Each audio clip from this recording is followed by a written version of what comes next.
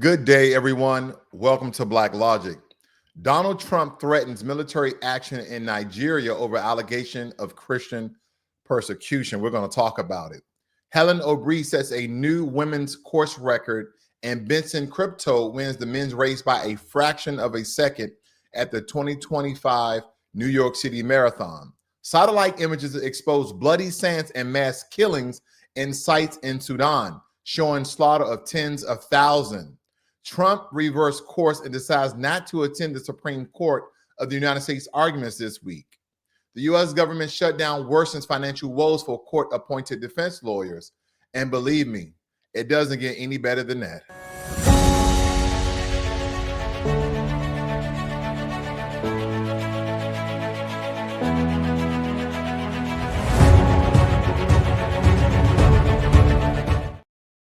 So, covering Trump's threat to Nigeria, ordering the Pentagon to prepare possible military action over alleged Christian persecution. This reminds me of days of old, ladies and gentlemen. It states here that the U.S. President Trump on Sunday repeated his threat of a possible military attack against Nigeria after accusing the country of allowing the killings of Christians by Islamists. Trump alleged on social media on Saturday that the radical Islamists in Nigeria were responsible for the mass slaughter of Christians. Let's dive a little bit deeper inside of this story. It goes on to state that Nigeria is almost evenly divided between a Muslim majority north and a larger Christian south. It's embroiled in numerous conflicts that experts say have killed both Christians and Muslims without distinction. So it's equal on both sides, supposedly. But of course, President Donald Trump wants to support the Christian side, even though America is not a Christian country. Now, majority of Americans are Christian, so to speak, but that is also dwindling and decreasing as well. In his post, Trump said that if Nigeria does not stem the killings, the United States will attack it and will be fast, vicious, and sweet, just like the terrorist thugs attacked our cherished Christians. Ladies and gentlemen, this kind of reminds me, first and foremost, of the First Amendment. And the reason why I stated that this is not a Christian country, I know, don't get me wrong, majority of Americans are Christian. Now, we do have a declining amount of natural-born Americans, meaning that their family's been here for generations. We have a lot of people who have naturalized, who become permanent residents, who have become U.S. citizens, and their religion from their homelands are not Christian. They are Hindi or Buddhist or Muslim. They have, all these different sects, or Judea, or they have all these different sects of belief systems. Because again, there's over 4,200 religions. There's no way I can name them all.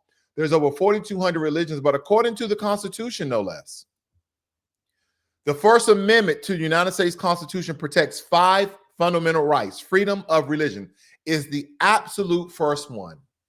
The freedom of religion. Why do you believe that's so? And that's because the founding fathers, who were the descendants of European colonizers that came over to America, was tired of people being killed based upon their belief. And that is why America is not a Christian nation. No one is in any sort of documentation stating that America is a Christian nation, even though majority of Americans are Christian. That is because the European colonizers that came over here, that genocide majority of the Native American tribes, were Christian, quote unquote, pilgrims, Protestants, Catholics, whatever. Now, I want you guys to understand the first bit of evidence where I'm getting to. Exhibit A.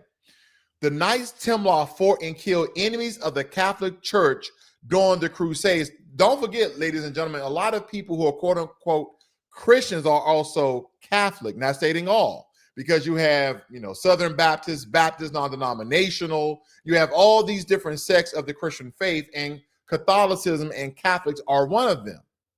So because you was not Catholic or you were not Christian, the Knights of Templar basically went out in Europe and just killed you, right? If you was a heretic, if you was a Gentile, so to speak, if you do not believe in Christ and they knew of this, they would kill you. That was just basically it. It states right here that they went out in crusades, primarily killing Muslims in the Holy Land and the Iberian Peninsula, as well as those deemed heretics or enemies of the faith. or enemies, right? It really didn't matter. While the Templars were warriors for the papacy, their main targets were non-Christians in the regions where they fought. So you decided that, hey, I'm just going to be a Buddhist and I'm just going to, pray and be peaceful. I mean, if they found out this information, you could be persecuted, you could be killed, you can be incarcerated because of your non-belief in their Christian belief system. That is why the First Amendment was created. Think about it. The First Amendment, and the first thing that the forefathers stated was that freedom of religion. We don't want to return to Europe of old, where you were just being killed and pointed out and ostracized because of your faith, because of your belief, because you didn't believe what everybody else around you believed.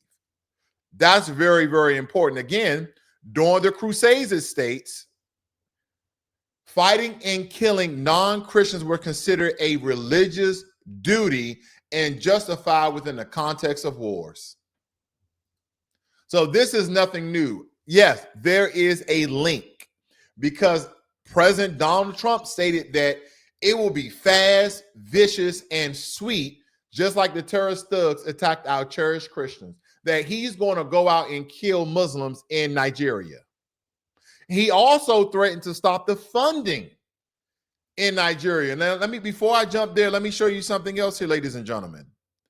It says here it's impossible to give an exact number of wars in Europe that stem solely from religion. Because my question was, how many wars in Europe stem from religion? And they have all these key conflicts that you guys are watching here. French Wars of Religion, 1562 to 1598. 30 Years' War, 1618 to 1648. 80 Years' War, 1568 to 1648. Wars of Three Kingdoms, 1639 to 16. I mean, we're talking about hundreds of thousands and millions of people being killed because of their belief or their non-belief. Just think about that. And it almost feels like, are we somehow turning back the hands of times because we want to kill people because they don't believe in a particular religion? Now, granted, I know this is behind so-called persecution of Christians that is supposedly and allegedly coming from the Muslims. But again, a lot of the experts are saying they have killed both Christians and Muslims without distinction, meaning that either Christians are targeting Muslims and Muslims are targeting Christians, but it's been equal. It's been, somewhat of a balance. So why not just kill lawlessness and protect religious faith altogether? We're making as if American soldiers are going to stomp the ground and become the renowned Knights of Templar. This is lunacy. This is absolute crazy why we would get involved. Now, he also threatened to cut off federal aid to Nigeria. Okay. He also threatened to cut off federal aid to Nigeria. And the reason I want to pop this up, this is the foreignassistance.gov. This is the federal government transparency website of the amount of money that they give to other nations. Okay. And some of the darkest countries is where the most money is being allocated to. So Ukraine, $48 billion. Right here in Egypt, 1.5 billion. Sudan, 572 million dollars. So we're going to talk about Sudan right after this, because we have to talk about the genocide that's occurring in Sudan currently. We're definitely going to cover that pretty soon here. But I want you to look at all the money that's going to Ukraine, that's going to Israel, right? But you got money to Ukraine, money to Israel, money to Egypt. And if you're like me, none of these countries should get now tax dollars. We have SNAP benefits that's been shut off. We have government workers who've been furloughed and laid off. We have essential workers working for free. We have reduced workload not reduced workload, but reduced amount of personnel for TSA, which are delaying and counseling fights. We have all these other things going on in America. And guess what? The national debt is still rising. Pete Hegseth, I just watched that he's over in South Korea, but he's at the DMZ. So public and governmental officials are still traveling. They're still spending the taxpayer dollar. You're still paying taxes, but the government is shut down. The only good thing on the horizon is that gas prices have dropped. In my area, I think the lowest that I've seen was $2.29. I was like, wow. My wife and I were like, we should get a big old tanker and just fill it up, because who knows when gas prices will ever be this low, by the way. So again, and granted, in Nigeria, they have one of the largest Jesus statues in the world, by the way. They have one of the largest Jesus statues in the world. The 30-foot high likeness of Christ towers above the St. Catholic Church in the mainly Christian village of Abaja, some 300 miles south of Lagos in Nigeria state of Imo. The country is split roughly 50-50 between Christians and Muslims, and has been plagued by violence from radical Islamist terror group Boko Haram, which operates in the north. Now, we know about Boko Haram. That's a world-renowned terrorist organization, and they are from, their background is from Islamists. So again, I do understand, but just to attack people based upon their religion, because granted, not every Muslim in Nigeria is attacking Christians. They're just as peaceful as the Christians, right? It's the terrorist groups that are giving people who believe in Islamic faith a bad name. See, my thing is to render both sides and to cease and quit all of the violence altogether, not just go and start attack Muslims because we believe that the Muslims are attacking the Christians in that area. Like, again, you can point out certain religious faith based upon their garment. So there's going to be peaceful Muslims who have nothing to do with Boko Haram wearing traditional Muslim robes and, you know, religious garments or whatever. Are American troops going to land on ground and start killing people based upon their religion? It just reminds me of the Knights of Templar. A lot of you guys may disagree. I don't know.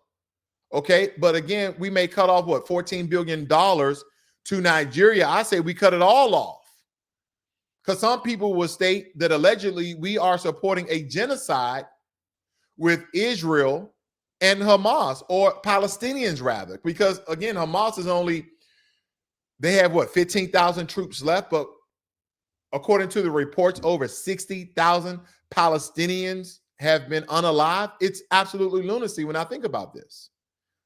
I had to go so deep so fast, but ladies and gentlemen, I do apologize because I have to jump to something that has really nothing to do with either the two.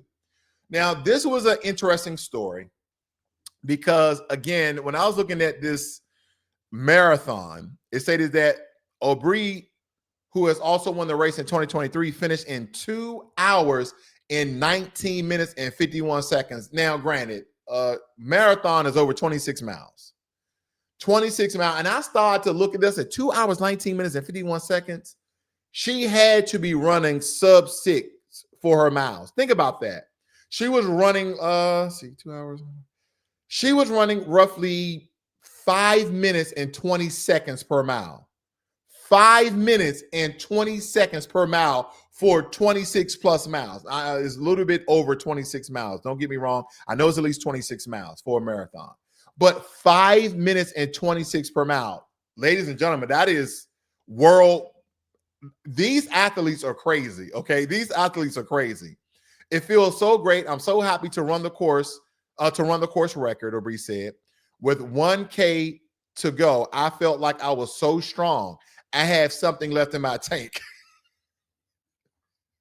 Ladies and gentlemen, if I run a mile and it's sub 7, I don't have nothing left in my tank. I'm done. My thighs are sore. My knees are hurt. My calves are shot. My glutes are gone. I mean, I'm done. And they ran 26 plus miles at 5 minutes and 20 seconds, give or take a couple of milliseconds or so. I believe my math is on point. But nonetheless, 5 minutes, 20-some seconds, and I still had a little bit left in my tank. I have nothing in my tank. Absolutely nothing. Now, this story right here, ladies and gentlemen, oh, man, this is heartfelt because they're stating that satellite images show the scarred sands of Darfur, Sudan, and mass killings visible from space. And as we often talk about faraway conflicts like they're abstract, but when you can see the horror from space, you can't pretend it's distance. How long before our more urgency kicks in? Because we'll kick in for, again, it took a while, but this genocide in Sudan has been occurring for years. They're talking about hundreds of thousands of people have already been killed. And because America always steps into all these other conflicts, we have yet to step in Sudan. If anything, when we did step in, we fueled the genocide. We fueled the genocide. I don't want to go too deep. That's a whole nother video, ladies and gentlemen. But we've seen this genocide occur right before our eyes for the past couple of years, and we have done absolutely nothing. But on the other hand, we have funded Israel, where people are alleging the genocide, and again, according to the United Nations, it is a genocide that America has funded of Israel, of the IDF, unaliving thousands, tens of thousands of innocent Palestinians. Tens of thousands of innocent Palestinians, but we can't step in and stop the genocide in Sudan. Right? We're funding the Ukraine war, we're funding the Israel war, but we are doing nothing in Sudan. And my thing is, should we be helping any of these nations? Because again, you have Europe, you have nations in Europe that can support Ukraine. You have other religious factions that are Judea or Judas or Jews that can support Israel.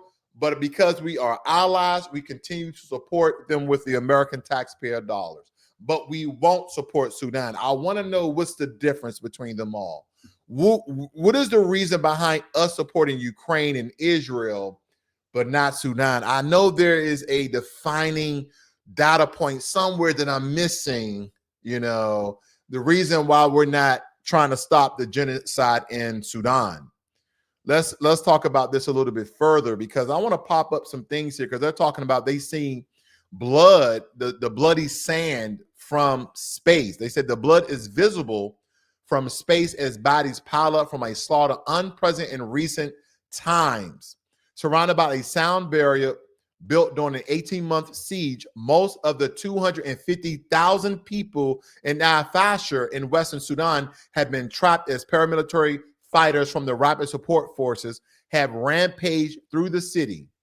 Experts estimate tens of thousands have been killed in the past, and you guys have been hearing nothing about it.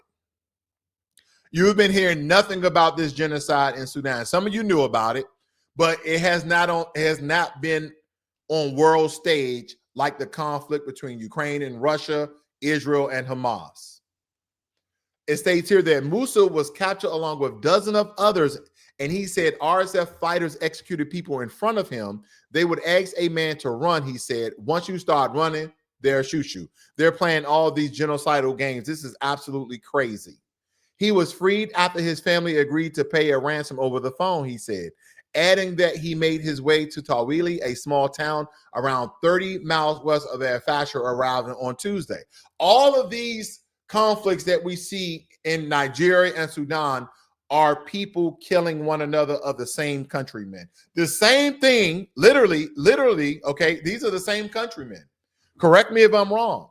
This is the same thing that Ukraine and Russia is going through. Do not forget that Russia, Ukraine, Belarus, Poland, all of these people are descendants of the Slavic people. So basically, these are the same people killing themselves as well.